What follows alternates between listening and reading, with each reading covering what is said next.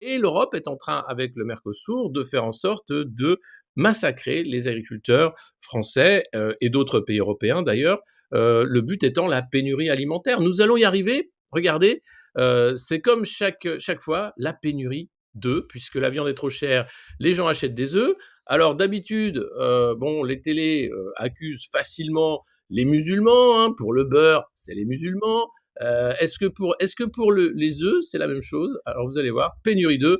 On écoute l'explication sur BFM. En ce moment, nous avons à la fois le projet en 2027 de se couper définitivement de l'énergie russe, qui est une méchante énergie, mais nous allons aussi faire la guerre à la technologie américaine. Ursula von der Leyen est en train d'expliquer que si ça continue avec le Groenland et Trump, on va faire en sorte de censurer X, évidemment, qui est un très méchant réseau social, plein d'antisémites extrêmes, puis en plus, il met les gens en bikini, alors c'est scandaleux, toutes les IA font ça, mais bon, Grok le fait encore pire que les autres, et censurer aussi d'autres entreprises américaines, notamment Microsoft, par exemple, qui fait tourner tous les ordinateurs, hein, de l'administration française, par exemple. Mais c'est pas grave.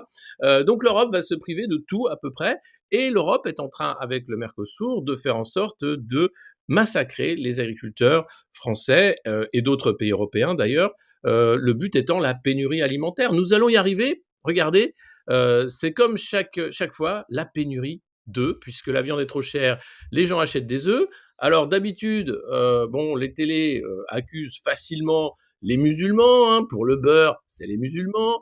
Est-ce que pour les œufs, c'est la même chose? Alors vous allez voir, pénurie d'œufs. On écoute l'explication sur BFM. Pourquoi on n'a plus d'œufs? C'est-à-dire qu'aujourd'hui, là, conjoncturellement, vous avez en fait des ruptures qui sont liées en fait à la chaîne d'approvisionnement qui a été quelque peu chahutée par le grand froid. En fait, la chaîne d'approvisionnement pour les œufs, c'est de l'horlogerie fine. C'est-à-dire qu'en fait, vous avez en fait un grain de sable et vous avez une chaîne d'approvisionnement qui est complètement perturbée. Là, c'est pas un grain de sable, c'est plusieurs flocons de neige. Donc, on se retrouve avec une chaîne qui est complètement disruptée pendant cette période de grand froid. Ouais. Maintenant, il y a un problème conjoncturel qui est beaucoup plus important. Alors, il neige, donc il n'y a plus des œufs, parce que les camions roulent plus. Alors, il appelle ça disrupter en période de grand froid. C'est beaucoup de mots, hein, évidemment, pour expliquer qu'avec 5 cm de neige, la France, c'est foutu. Alors, moi, je serais la Chine ou la Russie ou les États-Unis, j'investirais massivement dans l'arme climatique en disant, bon, écoutez, c'est simple, hein, il suffit de faire neiger sur la France. Ils sont foutus. 10 cm, c'est mort. 10 cm de Biarritz à Strasbourg, ils sont foutus. Donc voilà, hein, il neige, il n'y a plus d'œufs. Voilà. Qui est le déséquilibre entre l'offre et la demande. C'est-à-dire que 300 millions d'œufs en plus, ça veut dire qu'il y a 7 milliards d'œufs qui sont consommés en France. Donc 7 milliards, ça veut dire que vous avez 70 millions de Français, si je fais simple. 240 œufs par habitant et par an. Voilà. C'est ça. Donc c'est énorme. Et en fait, c'est pour ça que la chaîne d'approvisionnement en fait, doit être très très bien huilée. C'est parce qu'en fait, il faut tout le temps rempoter les rayons. Vous arrivez à 6 heures, il n'y en a plus. Voilà. On voit les rayons vides. Voilà. C'était mieux quand c'était les musulmans quand même qui achetaient l'huile et le beurre, hein, pour faire leur gâteau et tout, parce qu'après il n'y en avait plus. Là, bon bah non, alors c'est la neige. Bon ok, c'est la neige. J'imagine que dans quelques mois, ce sera évidemment les Russes. Hein, je vois pas pourquoi ce serait pas les Russes pour une fois. Genre, on va les dédouaner du fait qu'on n'a plus d'eux, quand même. C'est un peu facile, Vladimir, de s'en sortir comme ça. Bref, c'est assez génial. Voilà, donc sur ces images BFM TV. Quel conseil vous donnez aux consommateurs? Est-ce qu'il faut aller s'achalander directement chez le producteur, par exemple? Comment en août dans le Var, c'est la neige. C'est un peu compliqué de donner la réponse. D'abord, ça dépend des bassins. C'est-à-dire qu'il y a des endroits où en fait, les rayons frais sont remplis tôt le matin. Donc venez le matin tôt, vous avez plus de chances d'en trouver. Après, vous constaterez des ruptures plus importantes. Alors venez le matin tôt. Hein, voilà. Venez, c'est la guerre maintenant. Hein. Attention, si tu veux aller faire tes courses, il faut choisir l'heure et surtout être armé. C'est mieux.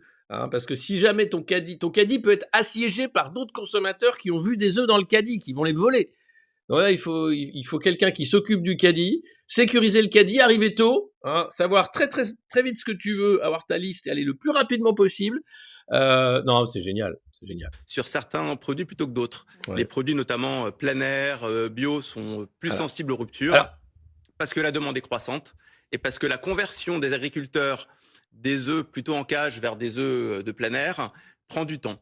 Et ça prend plus de temps que la demande de consommation augmente. Voilà. Mais moi, j'ai l'impression que sur les marchés, il y en a encore pas mal des œufs, contrairement aux grandes surfaces.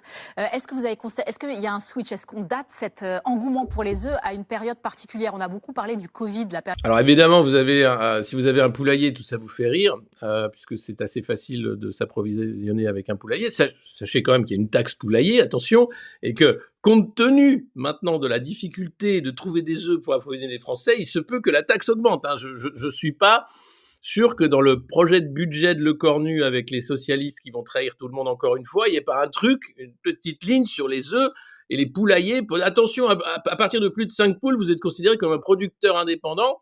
Et il va falloir payer quand même pour avoir le droit d'avoir des poules qui pondent des œufs chez soi.